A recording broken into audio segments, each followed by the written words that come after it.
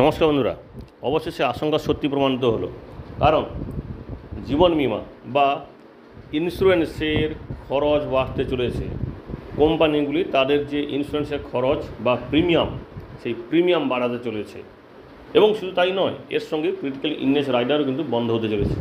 হঠাৎ করে কথাটা বলছি, সেটাই আজকে ভিডিওতে আমরা আলোচনা করব। কারণ আপনারা জানেন, কিছুদিন আগে ভারত সরকারের পক্ষ থেকে স্পেশাল সারেন্ডার ভ্যালু নিয়ম চালু করেছে।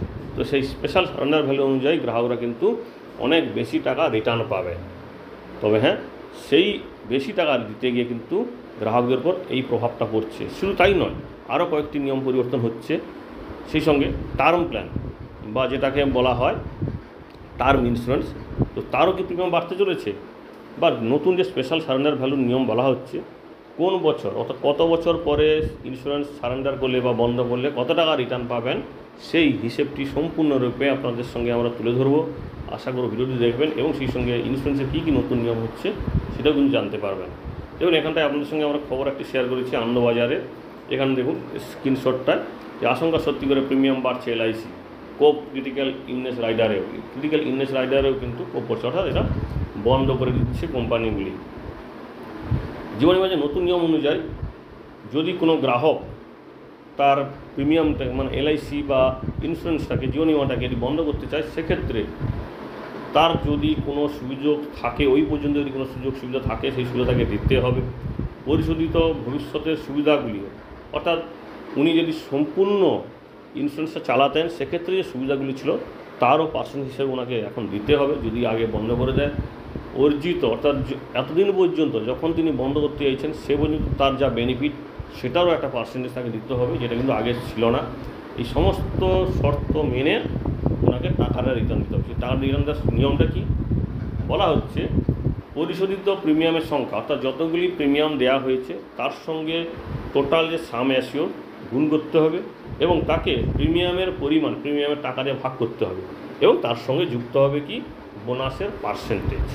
এই হচ্ছে নিয়মটা। আবারও বলে দিই, পরিশোধিত অর্থাৎ যতগুলো প্রিমিয়াম দেওয়া হচ্ছে সেই সংখ্যা, ধরুন কেউ 5টা দিয়েছে এবং সেই সঙ্গে তার 5 লাখ টাকার হচ্ছে সাম অ্যাসিওর ছিল, তো সেই 5 গুণিত 5 লাখ 25 লাখ।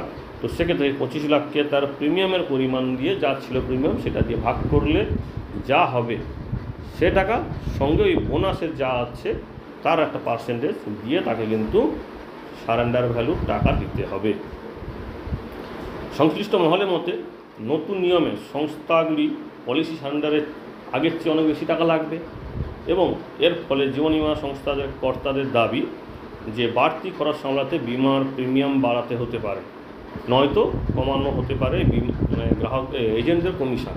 তো সব জীবন বিমাতে কিন্তু প্রিমিয়াম বাড়ানোর সম্ভাবনা নেই, কারণ আপনারা জানেন এন্ডাউমেন্ট অর্থাৎ যেটাতে ম্যাচিউরিটিতে একটা নির্দিষ্ট মেয়াদে ম্যাচিউরিটিতে টাকা দেওয়া হয়, বা কোনো কারণে গ্রাহকের মৃত্যু হয়ে গেলে ওর মধ্যে সেক্ষেত্রেও একটা টাকা দেওয়া হয়, সেটাগুলো হয় এন্ডাউমেন্ট।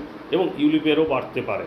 তবে জীবনে ঝুঁকি আছে যেগুলো, যেটা বলা হচ্ছে লং টার্ম প্ল্যান, তো সেই টার্ম প্ল্যান বা টার্ম পলিসিতে আপাতত কোনো প্রিমিয়াম বাড়ছে না। এবং সেই সঙ্গে এই যে কমিশন কমানো হবে, কারণ কি দুটো জায়গায় তাহলে কোম্পানির হাতে আছে, একটা হচ্ছে কমিশন কমাতে হবে অথবা প্রিমিয়াম বাড়াতে হবে। তো এজেন্টগুলি বলে দিয়েছে তাদের যদি কমিশন কমানো হয় তাহলে কিন্তু তারা বড় আন্দোলনের পথে যাবে। তো স্বাভাবিকভাবে তাহলে আর কমিশন কমছে না, করছে সেই গ্রাহকদের ঘাড়ে। জীবন নিগমের সিদ্ধান্ত অনুযায়ী বিভিন্ন প্রকার প্রিমিয়াম তো বাড়ছে, সেই সঙ্গে এন্ডাউমেন্ট পলিসিতে থাকছে না দুরারোগ্য রোগের সুরক্ষা বাবদ বাড়তি বিমা করানোর সুবিধা বা ক্রিটিক্যাল ইলনেস রাইডার, এটা কিন্তু থাকছে না। অর্থাৎ বিভিন্ন রোগ হলে যে একটা খরচ দেওয়া হয় বিভিন্ন পলিসিতে থাকে, সেটাও কিন্তু বন্ধ করে দেওয়া হচ্ছে।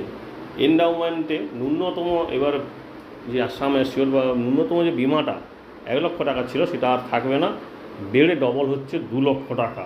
অর্থাৎ এবার 2 লক্ষ টাকার নিচে কোনো বিমা আপনি পাবেন না। আগে 55 বছর বয়স পর্যন্ত বিমা করানো যেত, সেটাও কমে যাচ্ছে 50 বছর। অর্থাৎ সব কিছুতে কিন্তু গ্রাহকদের ক্ষতিই হচ্ছে। সারেন্ডার ভ্যালু নিয়মে নতুন নিয়ম অনুযায়ী কিন্তু এই বিষয়গুলি এখন দেখা যাচ্ছে যে এন্ডাউমেন্টেও যে নতুন পলিসি তাহলে 2 লক্ষ টাকার নিচে কেউ করতে হবে। স্বাভাবিকভাবে এতে কী হবে, ক্ষতিগ্রস্ত হবে গ্রামের মানুষরা, কারণ তারা অল্প টাকার প্রিমিয়ামটা নিত বা অল্প টাকায় তারা এই সুবিধা নিতে চাইতো।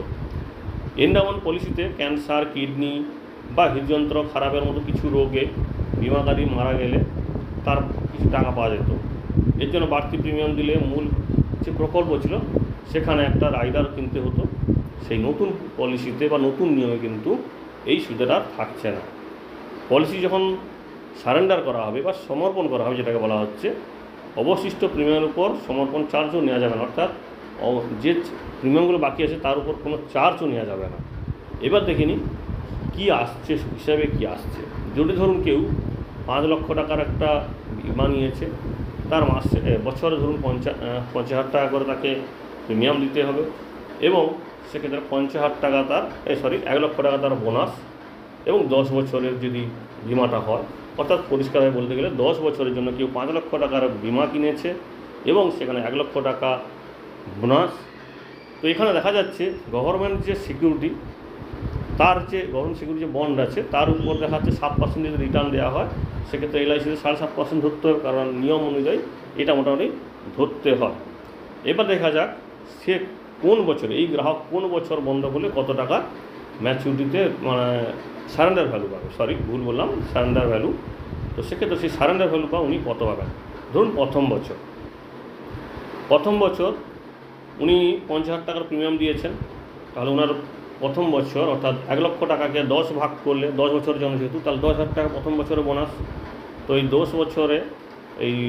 বছরের 10 ভাগ করলে যে 10,000 টাকা বোনাস আসছে, তাহলে দুটো মিলে 50,000 টাকার প্রিমিয়াম এবং 10,000 টাকা বোনাস মিলে হচ্ছে 60,000 টাকা। তো সেক্ষেত্রে উনি পাবেন সারেন্ডার ভ্যালু 31,295, অর্থাৎ পার্সেন্টেজ করলে প্রিমিয়ামের 62%, 62.5% 63% পাবেন। এর আগে কিন্তু এটা ছিল 30%। ধরুন দ্বিতীয় বছরেও সেই 50,000 টাকার প্রিমিয়াম দিয়েছেন, টোটাল উনি 1 লক্ষ টাকার প্রিমিয়াম দিয়েছেন এবং 10,000 করে 2 বছরে বোনাস বেড়েছেন, অর্থাৎ 1,20,000 টাকার ওনার টোটাল হয়েছে, মানে total paid up sum assured এবং বোনাস। তাহলে 1,20,000, 2 বছরে প্রিমিয়াম 1 লক্ষ এবং বোনাস 20,000। তো এর উপর পাওয়া যাবে 67,284 টাকা 77 পয়সা, অর্থাৎ 67% রিটার্ন প্রিমিয়ামের উপর পাবেন উনি 2 বছর যদি পরের দুটো প্রিমিয়াম যদি দেওয়ার পরে এই বিমাটাকে সারেন্ডার করেন।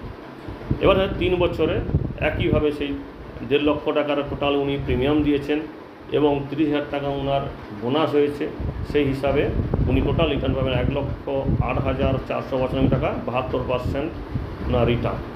একইভাবে 4 বছরে হচ্ছে 77% রিটার্ন, 5 বছরে হচ্ছে 83.95% রিটার্ন। এটা আপনারা পুরো টেবিলটা ধীরে ধীরে দেখলে পুরোটা বুঝতে পারবেন।